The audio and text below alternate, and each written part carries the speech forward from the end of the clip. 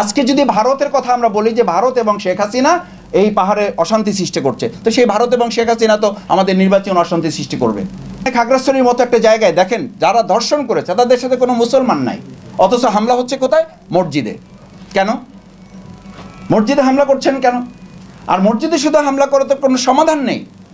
আমরা পাহাড়ের মতো জায়গায় এরকম একটা স্টেট যদি আমাদের সেনাবাহিনী রক্তাক্ত হচ্ছে, তাহলে আমার নির্বাচনে এই পাহাড়ে ইলেকশন হবে না, সেখানে আমার ভোট নিতে হবে না। তাহলে আপনি পাহাড়ের এই পরিস্থিতি সামনে রেখে যদি বলেন ভারত এবং শেখ হাসিনার ইন্ধনে এই কাজগুলো হচ্ছে, তাহলে ইলেকশনের মতো এত বড় একটা মানে ফেস্টিভ্যালে আপনারা যেটাকে উৎসব নাম দিয়েছেন, আমি বলেছি যে ফেস্টিভ্যাল করতে হলে তো তার আগে মানে ফেস্টিভ্যালের জন্য আপনি একটা প্ল্যাটফর্ম তৈরি করতে হবে, ঈদের উৎসব করতে হবে। তো ঈদের উৎসব করতে হলে তো আগের 1 মাস রোজা রাখতে হবে। রোজা রাখতে হবে অর্থ এই অর্থে বলেছি, রোজা মানে শুধুমাত্র না খেয়ে থাকা না, রোজা মানে সংযম। তো আমাদের সংযম কোথায়? আমাদের সংযম তো জিহ্বারই সংযম নাই, যে তার মতো কথা বলে দিচ্ছি। শুধু কথা বলে দিচ্ছি না, জিহ্বা কেটেও ফেলতেছি। কথা বলবেন কি, তার আগে তো কথা জিহ্বা কেটে ফেলে দেওয়া হচ্ছে। জুলাই সনদের এই ব্যাপারটা যদি আমরা আইনগত ভিত্তি দিতে না পারি, তাহলে এই জুলাই আগস্টের গণঅভ্যুত্থানই আমাকে আবার আসামি কাঠ করে দাঁড় করাবে। জুলাই যোদ্ধাদেরকে যারা কালো শক্তি এখনই বলেছেন, তাদেরকে জুলাই যোদ্ধা না, তাদেরকে জুলাইয়ের আসামি হিসাবে আগামী দিনে চিত্রিত করা হবে, এবং সেটার জন্য অপেক্ষা করতে হবে আমাদের। আজকে যদি ভারতের কথা আমরা বলি যে ভারত এবং শেখ হাসিনা এই পাহাড়ে অশান্তি সৃষ্টি করছে, তো সেই ভারত এবং শেখ হাসিনা তো আমাদের নির্বাচন অশান্তি সৃষ্টি করবে। সেটা মাথায় রেখেই তো আমাদের ইলেকশনের জন্য সামনের দিকে আগাতে হবে। 2024-এর জুলাই আগস্টের গণঅভ্যুত্থান পরবর্তী আমাদের 3টা মৌলিক বিষয় ছিল। নাম্বার 1 ছিল বিচার। এই বিচারে আমরা মৌলিকভাবে তেমন কোনো অগ্রগতি নিয়ে আসতে পারি নাই। ফলশ্রুতিতে এখন আমাদের টেনশন, রাস্তায় কারা বের হচ্ছে, উস্কানি দেওয়া হচ্ছে যে অমুকে তাদেরকে ঠেকাচ্ছে, অমুকে তাদেরকে ঠেকাচ্ছে না। আবার যখন কেউ ঠেকাতে যাচ্ছে তখন আমরাই বলছি আইন হাতে তুলে নেওয়া হচ্ছে। কেন কেন ভাই? আমার ঠেকানোর দায়িত্ব আমাকে নিতে হবে কেন? জামাত ইসলামী ছাত্র শিবির যখন রাজপথে মিছিল করেছে তখন তো আমরা বলেছি আমাদেরকে ঠেকানোর দায়িত্ব তো প্রশাসন, আমাদেরকে ঠেকানোর দায়িত্ব পাবলিক নেবে কেন? পাবলিকের সাথে আমাদেরকে মুখোমুখি সংঘর্ষ বাঁধিয়ে দেওয়া হবে কেন? তাহলে আজকে যারা রাজপথে অন্যায়ভাবে নিষিদ্ধ হওয়ার পর, জামাত ইসলামী ছাত্র শিবির তো নিষিদ্ধ ছিল না, তারপরও তো আমাদের মানে মিছিল শুরু হওয়ার আগেই লোকেরা বুঝতে পারতো, ওখানে পুলিশ, র্যাব, গোয়েন্দা সংস্থা এমনভাবে হাজির হয়ে যেত, দোকান, রিক্সাওয়ালা যারা ছিলেন আশেপাশে বলতেন যে এখানে কি ভাই জামাত শিবিরের মিছিল হবে নাকি? তো ওনারা বলতেন যে একটা সম্ভাবনা আছে, সেই জন্য আমরা এখানে 200 লোক নিয়োগ করছি। সেই প্রশাসন কোথায়? জামাত ইসলামী ছাত্র শিবির তো নিষিদ্ধ ছিল না, তাদের প্রোগ্রাম হইতে পারে সন্দেহ করে 500 প্রশাসন নিয়োগ করতেন, আর এখন 30 জন একটা মিছিল করে চলে যাচ্ছে। কোথায় প্রশাসন? কেন আজকে বলা হচ্ছে অমুক দল তাদেরকে মোকাবেলা করছে, অমুক দল মোকাবেলা করছে না? একটা দলকে মোকাবেলা করার জন্য একটা দল তো যথেষ্ট নয়, সে দেশে প্রশাসন আছে। এর অর্থ হচ্ছে আমরা বিচারটাকে যথাযথভাবে করতে পারি না। আজকে পাহাড়ে কেন ওটা হচ্ছে? আমি যদি বলি যে আমাদের গোপালগঞ্জে একটা দল প্রোগ্রাম করতে পারলো না, আমরা নিয়ন্ত্রণ করতে গোটা রাষ্ট্রকে সেখানে ইনভলভ হতে হয়েছে। যদি তাই হয় তাহলে ইলেকশন ডেট ডিক্লেয়ার করার পর যখন সব দলের প্রোগ্রাম মাঠ পর্যায়ে শুরু হবে, তখন একটা রাষ্ট্র কি আমাদের এই একটা কোনো দলকে নিয়ন্ত্রণ করার জন্য উদ্যোগ নিতে পারবে? ঢাকা বিশ্ববিদ্যালয় মতো একটা ডাকসু নির্বাচনে আমার যতটুকু জানা আছে সেখানে উপদেষ্টাদের ইনভলভ হতে হয়েছে। রাজনৈতিক দলগুলোর সাথে নেগোশিয়েট করার জন্য উপদেষ্টা বৃন্দকে ইনভলভ হতে হয়েছে। তাহলে আমাদের দেশে 300 আসনে যখন নির্বাচন হবে, কতজন উপদেষ্টা কতজন আসনে ইনভলভ হবেন? এটা আপনাদের ভাবা উচিত, এটা উপদেষ্টা বৃন্দের ভাবা উচিত, স্বরাষ্ট্রমন্ত্রী ভাবা উচিত, আইজিপির ভাবা উচিত। আমি ডাকসু নির্বাচনে সাধারণ একজন মানে অবজারভার হিসাবে আমার দেখার, জানার, বোঝার সুযোগ হয়েছে। গোটা রাষ্ট্রকে ইনভলভ হতে হয়েছে। জাহাঙ্গীরনগর বিশ্ববিদ্যালয় আমাদের 72 ঘন্টা অপেক্ষা করতে হয়েছে সেখানকার ফলাফলের জন্য। তাহলে একটা নির্বাচন বিশ্ববিদ্যালয়ের সচেতন শিক্ষকবৃন্দ যারা নির্বাচন পরিচালনা করেছেন তার জন্য যদি 72 ঘন্টা অপেক্ষা করতে হয়, এবং তার মাঝখানে যদি আর অনেক কথা আমাদেরকে শুনতে হয়, তাহলে আমার 300 আসনের নির্বাচনের রেজাল্ট পেতে কত ঘন্টা অপেক্ষা করতে হবে?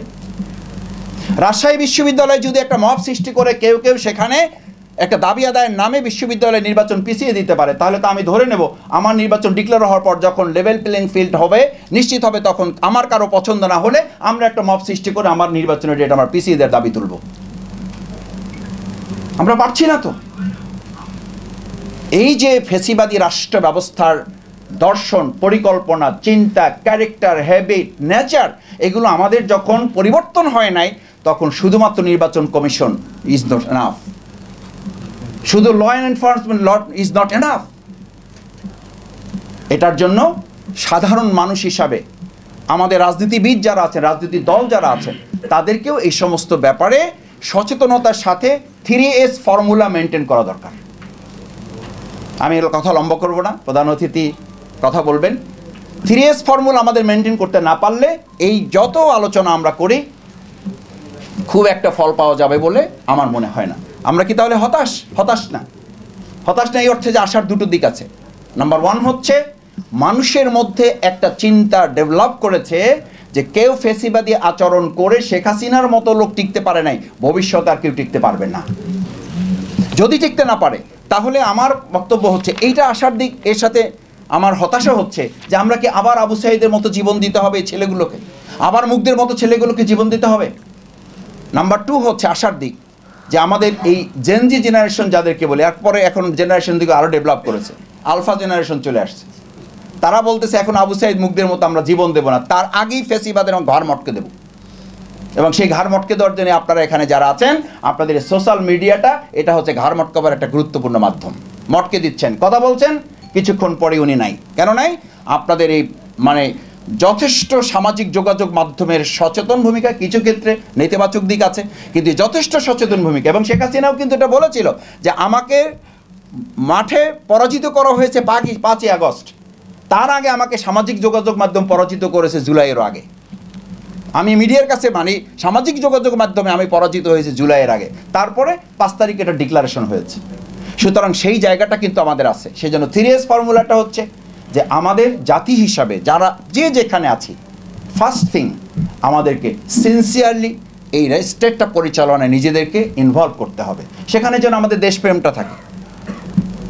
সেই জন্য সিনসিয়ারলি যদি আমরা এটাকে মেনটেন করতে পারি সবাই মিলে, তাহলে জাতীয় ঐক্যমত কমিশনে যেটা বলা হয়েছে, জাতীয় ঐক্যমত কমিশনে বসে ওখানে কে আপনাকে বাধ্য করবে জিনিসগুলো, বাধ্য তো আমাকে করতে হবে। তার জন্য মূল বক্তব্য হচ্ছে জুলাই সনদের এই ব্যাপারটা যদি আমরা আইনগত ভিত্তি দিতে না পারি, তাহলে এই জুলাই আগস্টের গণ অভ্যুত্থানই আমাকে আবার আসামি কাঠ করে দাঁড় করাবে। জুলাই যোদ্ধাদেরকে যারা কালো শক্তি এখনই বলেছেন, তাদেরকে জুলাই যোদ্ধা না, তাদেরকে জুলাইয়ের আসামি হিসাবে আগামী দিনে চিত্রিত করা হবে, এবং সেটার জন্য অপেক্ষা করতে হবে আমাদের। আজকে যদি ভারতের কথা আমরা বলি যে ভারত এবং শেখ হাসিনা এই পাহাড়ে অশান্তি সৃষ্টি করছে, তো সেই ভারত এবং শেখ হাসিনা তো আমাদের নির্বাচন অশান্তি সৃষ্টি করবে, সেটা মাথায় রেখেই তো আমাদের ইলেকশনের জন্য সামনের দিকে আগাতে হবে সিনসিয়ারলি। নাম্বার 2 হচ্ছে সিরিয়াসলি। আমরা যদি সিরিয়াসলি নিজেদেরকে নিতে পারি যে না, আমরা দেশ এবং জাতির প্রশ্নে সবাই কাঁধে কাঁধ মিলিয়ে কাজ করতে চাই, এরপরে আমাদের প্রতিযোগিতা থাকবে, প্রতিহিংসা থাকবে না, আমাদের প্রতিযোগিতা থাকবে, আমাদের প্রতিদ্বন্দ্বিতা থাকবে না। আমরা এলাকায় সমাজের কল্যাণে মানুষের জন্য এখন কাজ করছি। আমাদেরকে কেউ কেউ পরামর্শ দিচ্ছেন, মাসুদ ভাই এত আগে টাকা খরচ করে লাভ নেই। আমরা টাকা তো খরচ করছি না, এটা একজন মানুষের চিকিৎসার ব্যাপার, তার চিকিৎসার জন্য আমরা খরচ দিচ্ছি। এটা একজন মানুষের আত্মকর্মসংস্থানের ব্যাপার, সেটার জন্য আমরা তার জন্য 15 বছর 20 বছর ধরে কাজ করতেছি। বলছি এই টাকা এগুলো ইসের মতো, কর্পূরের মতো, ওনাদের ভাষায় বলছি, এগুলো কর্পূরের মতো উড়ে যাবে। টাকা দিবেন নির্বাচনের আগের দিন। ভাবছেন, আপনি ভাবছেন এটা আমার নিজের মুখের বানানো কথা? আপনারা সাংবাদিক বৃন্দ, সচেতন সুধীবৃন্দ আছেন, আপনারা প্রত্যেক এলাকায় আপনি দেখেন যে এটার জন্য ওয়েট করে আছেন। আসুন, নাম্বার 3 হচ্ছে আমাদের সিক্রেটলি, অর্থাৎ কে কি কোথায় কি করতেছি, এটা যত বেশি আমরা ফোকাস করব, তার চেয়ে অভ্যন্তরীণ আলোচনার মাধ্যমে, নিজেরা নিজেদের মধ্যে আলোচনার মাধ্যমে, নিজেরা বসে এই দেশটা আমাদের, সুতরাং আমরা সবাই মিলে দেশটাকে কাজ করব। এই দেশটা আমাদের, আমরা কেউ মালিক হতে যাব না, আমরা কাউকে দাসও বানাবো না।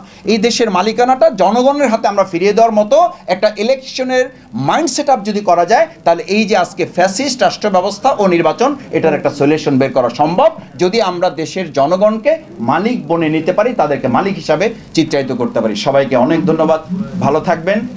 আল্লাহ তাআলা আমাদের এই প্রিয় দেশটাকে কবুল করুন, সেই প্রত্যাশা ব্যক্ত করে আমি কথা শেষ করছি। আসসালামু আলাইকুম ওয়া রাহমাতুল্লাহ।